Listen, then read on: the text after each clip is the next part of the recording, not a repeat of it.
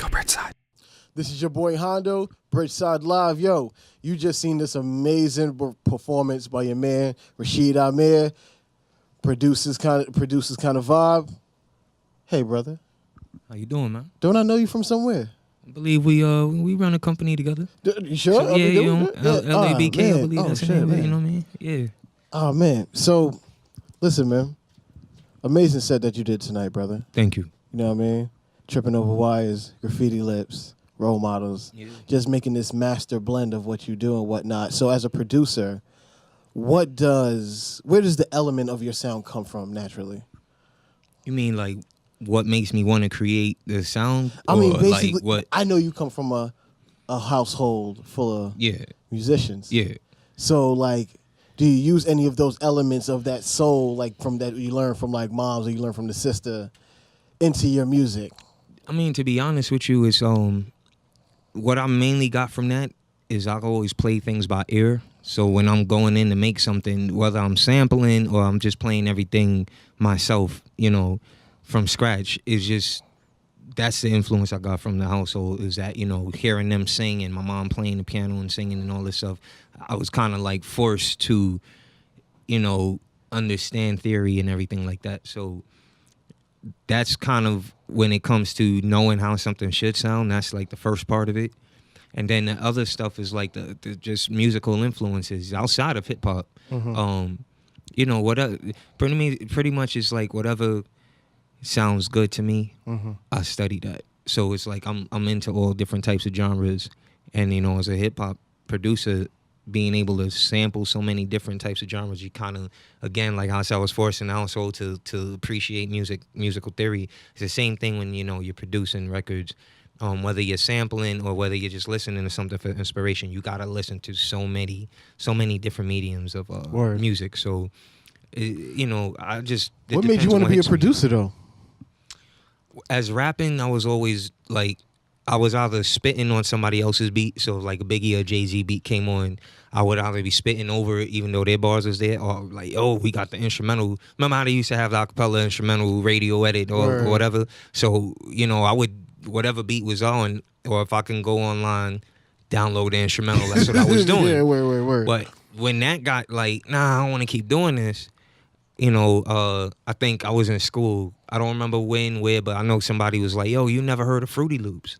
And I was like, Fruity Loops? I think he's fucking with me. I thought he was talking about cereal. Yeah. So I was like, come on, man. And he was like, nah, you know, FL Studio is like, it's a real thing. So that FL Studio is what got me started. Even though I do stuff on Ableton now, I do stuff on MPC. You know, pretty much whatever I can get my hands on. But Ableton and MPC I use more now. Mm-hmm. But yeah, the FL Studio thing, once they told me that, I was just like, you know, spitting my bars for myself, and I was like, it needs a beat, right? So that's how that started. It was just making, and they weren't good at all.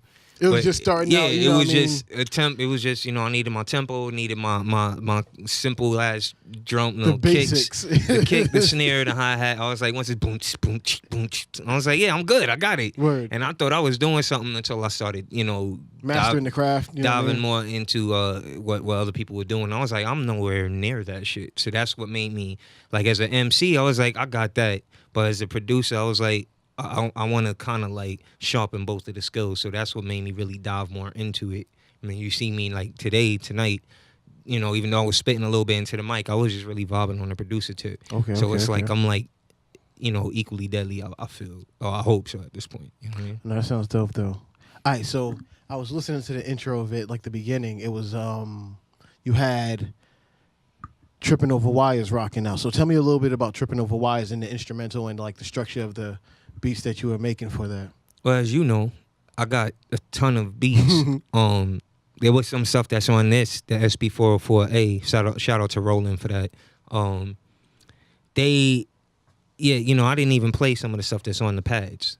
And then this is nowhere near the stuff that I have, period. Mm-hmm. So it's just like, with Tripping Over Wires, I was thinking of it before because, you know, I had what lyrics.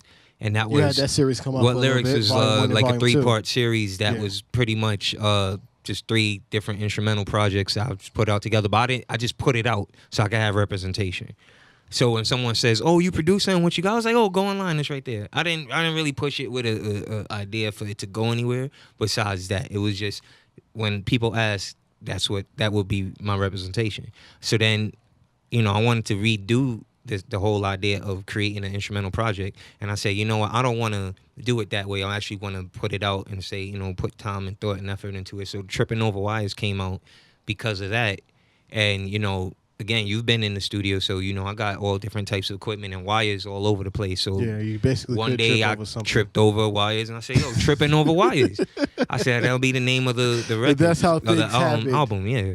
So that's how Tripping Over Wires came about. Oh man, listen, it's so dope to see you do your thing. I know that you have a whole lot more coming. Do you have any upcoming, projects? Any upcoming music videos? Anything?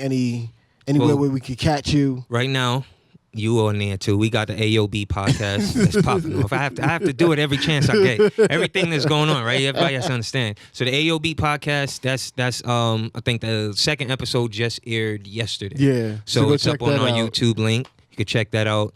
I'm also working with Ski Beats right now. Well, we're in the process of doing something. Other than that, everything else is on the hush. You know what I'm saying? But yeah, for those who don't know who Ski Beats is, that's the guy that produced a good portion of stuff on Reasonable Doubt for Jay-Z's first album. He produced for Mos Def, Jean Grey, and a ton of other people. So that's we doing something. All right, so boom. Yeah. Here's what I'm saying though. What? How much you charge a beat? How much Ski charge a beat? How much I charge a beat? You gotta hit me up in my Gmail. I'm not gonna say that on camera. That's tacky. You never say your quotes on camera. No one ever does. You know what I mean? I might need a a beat or something. Well, where the camera go off, we'll talk about that. But you never do that on camera. That's tacky. But it's not free. It's not free. Yo, man. Listen, ladies and gentlemen, this is your boy Hondo, Bridgeside Live. You see me hanging with the brother Rashid Amir. Make sure you go check him out. See us next week, ladies and gentlemen. Peace and love. One. Go Bridgeside. I'm kicking back, that's a true fact. Get the gas. I'm kicking back, that's a true fact. Yo, ain't nothing wrong with as long as what you rap's a song with true craft. Get the clap, I'm kicking back, that's a true fact. No need for pads, I'll piggyback off my mood black.